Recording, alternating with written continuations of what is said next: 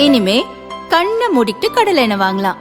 ஏன்னா மந்த்ரா கடலை எண்ணெய் இதயத்தின் தயாரிப்பு. வறுக்க பொரிக்க ஏன் எல்லா சமையலுக்கும் மந்த்ரா தான். மந்த்ரா கடலை எண்ணெய், அபார ருசி, ஆரோக்கியமான உடல் நலம்.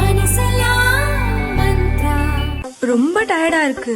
இயற்கையான டேட்ஸ், பாதாம், பிஸ்தா, கேஷு அண்ட் ஹனி கொண்டு தயாரிக்கப்பட்ட லயன் டேட் நட் பைட்ஸ்.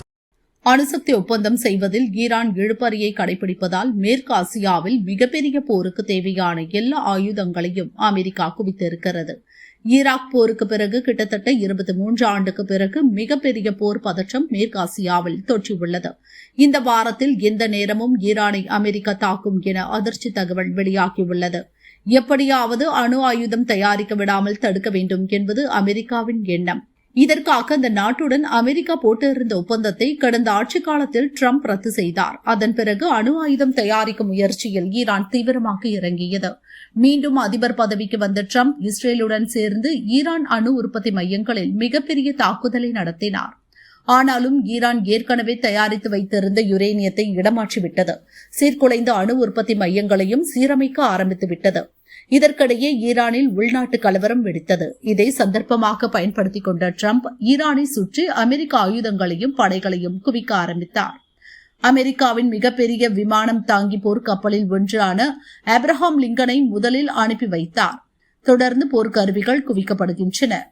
போரை தவிர்க்க நினைத்த ஈரான் அமெரிக்காவுடன் பேச்சுவார்த்தை நடத்த தயார் என்று அறிவித்தது. இதற்கு முந்தைய பேச்சுவார்த்தைகள் பெரிய பலன் தரவில்லை.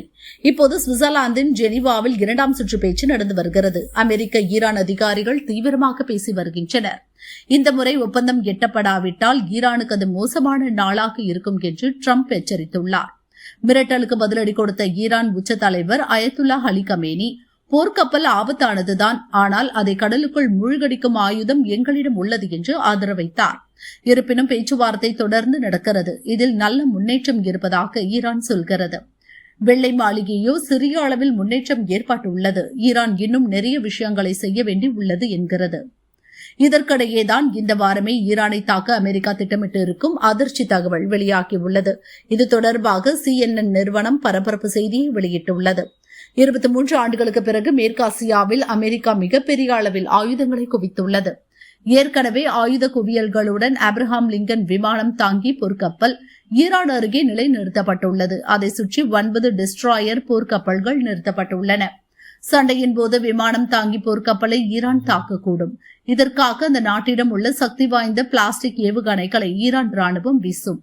அந்த மாதிரி நேரத்தில் விமானம் தாங்கி கப்பலை காக்க வேண்டியது 9 டிஸ்ட்ராயர் போர் கப்பல்களின் பொறுப்பு. இதற்காக தங்களிடம் உள்ள சக்தி வாய்ந்த இடைமறிப்பு ஏவுகணைகளை ஏவி ஈரான் பிளாஸ்டிக் ஏவுகணைகளை நடுவானிலேயே இவை பஸ்பமாக்கும். இவை மட்டுமல்ல, ஜெரால்ட் ஆர் ஃபோர்டு விமானம் தாங்கி போர்க்கப்பலும் ஈரானை நெருங்கிவிட்டது. அதனுடன் 4 டிஸ்ட்ராயர் போர்க்கப்பல்கள் வருகின்றன.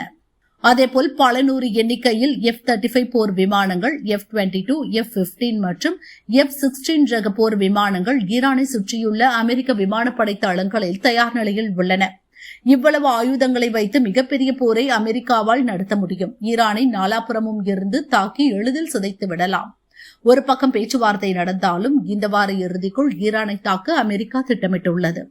தாக்கும் வியூகம் அனைத்தும் தயாராகிவிட்டது. ட்ரம்ப் கண் அசைவுக்காக அமெரிக்க ராணுவம் காத்திருக்கிறது. அவர் கடைசி ஒப்புதல் கொடுத்துவிட்டால் மறுகணமே ஈரானை அமெரிக்க படைகள் பந்தாட துவங்கிவிடும்.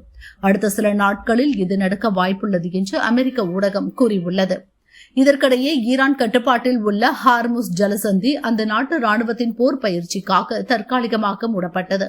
இரு நாடுகளும் சண்டைக்கு தீவிரமாக தயாராகி வருவதால் எந்த நேரமும் மிகப்பெரிய போர் வெடிக்கும் அபாயம் நிலவி வருகிறது.